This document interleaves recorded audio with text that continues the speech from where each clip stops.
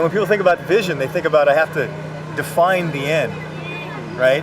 And then as if there's not a journey along the way that's called life. The following Access Performance Quick Tip is an excerpt from James McPartland's television show Unopened Gifts, aired on HaveItTV.com.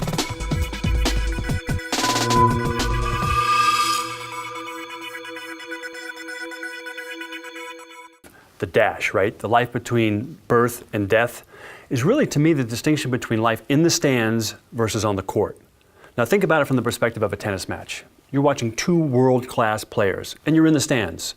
Now perhaps you understand the game really well. You understand foot strike, ball strike, or where the positioning is of each player on the court.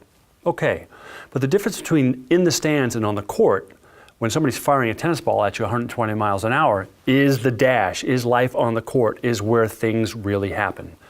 It's like a child. I mean, how long would you give the average baby to learn how to walk? Probably until. And you don't learn to ride a bicycle from a book. You don't learn to drive a car from a book. You learn from the real-time experience.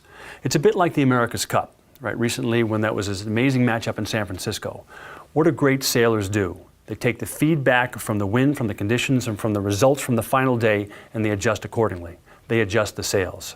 Living life in the dash towards the vision that Steve had for the foundation, the things he wants to do or has done in his life, was all about adjusting based on learning life on the court, moving forward, surrounding himself with great people, not having to be right, but to get it right along the way and live life in the dash.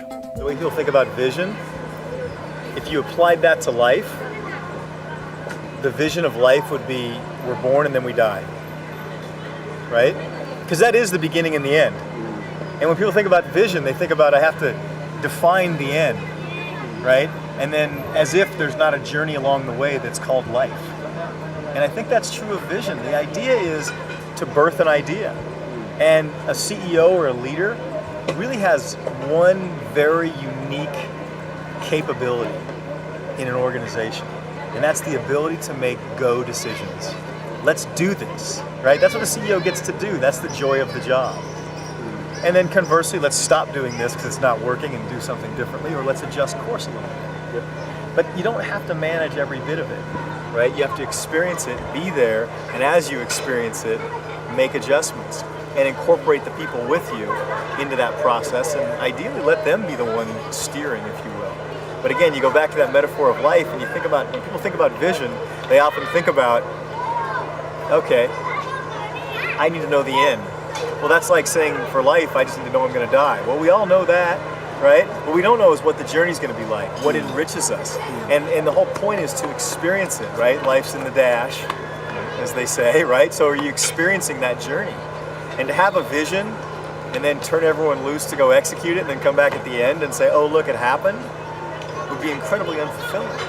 And so the point is to be along for the journey, to let people exercise their own spirit, passion to make it better, and continually be there to help both take in the whole experience. Because the other thing the CEO, the leader has that others don't, is perhaps the elevation to see the whole picture.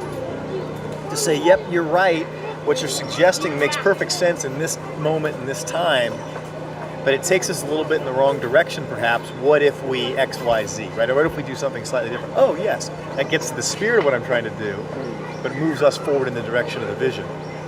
But again, the vision to me always has to be, whether you want to call it a moving target or an evolving target. And if you think about it, the world keeps spinning, the world keeps moving. To think you could set up a vision 10 years ago, 20 years ago, or 20 years into the future and know what the world's going to look like and the need is going to look like, whether it's a business need or a charitable need 20 years from now, that's just giving yourself way more credit than you probably would if you really thought about it.